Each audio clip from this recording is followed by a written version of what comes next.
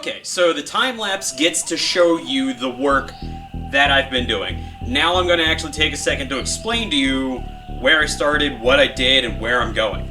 So what I started with was the two pieces of the rear bumper that I had from the S10 project, because this thing was pretty rotted out and it didn't really serve me any other purpose. But I'm really good at repurposing things, so that's what I'm doing.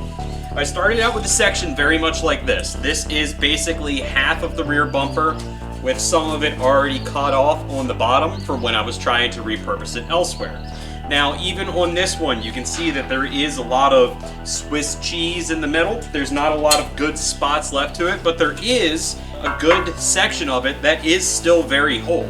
And that works out well for me, because ultimately what I did is I took all of these Swiss cheese sections on that first bumper and I cut them out. Now, so most of that metal is gone out of that bumper, which is now going to be the fender, and that's okay because ultimately I was planning on cutting that down and stretching it anyhow, which is what I've been working on. So this piece is no good, along with the rest of the pieces that are down here as well.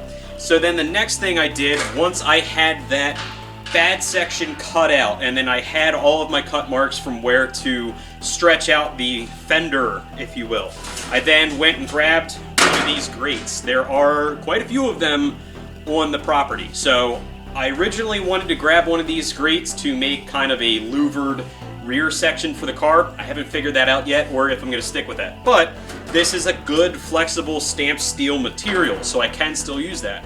What I ended up starting out with, I cut two of them off in single sections, one edge and then another edge, and I then took one of the pieces and folded it. It is very pliable without anything else around it. The stamped louvers are still good inside of there, but I do have the ability to kind of roll this where I wanted to. I then took my pieces, my two halves of the fender, and put them up against the car, and I found out that, unfortunately, a single wide section was not going to be wide enough. I kind of thought that might have been a problem, but when you just put the single section up against the wheel, it is pretty wide. However, with the amount that I had to cut into right up against the rolled edge of the fenders, it just didn't leave me with enough material. So with my single pieces off to the side, I'm going to retain them.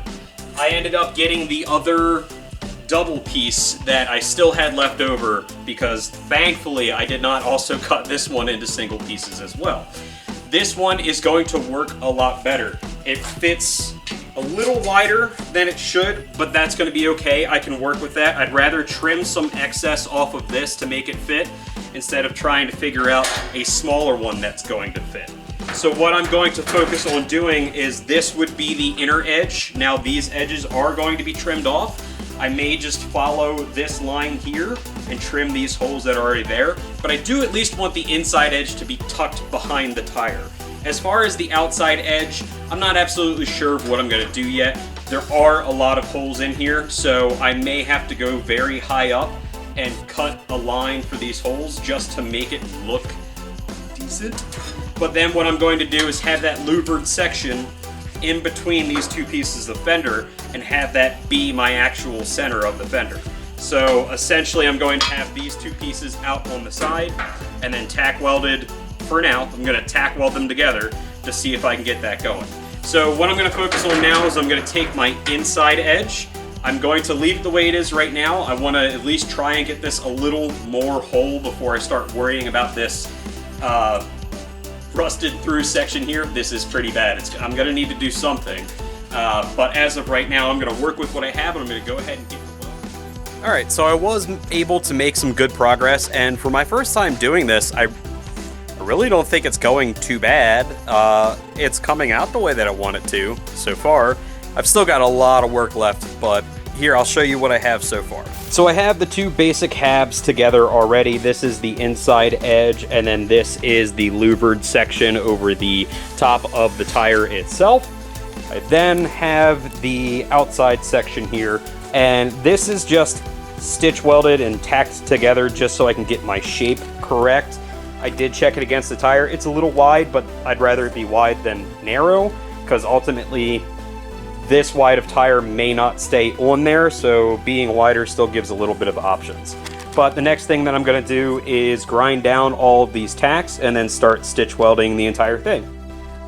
Well, I kept on and kept making progress, and I got really far. I wasn't able to get the fenders finished today, but I did make a lot of progress. At some point, I just had to stop myself, because I could have kept working until the cows came home.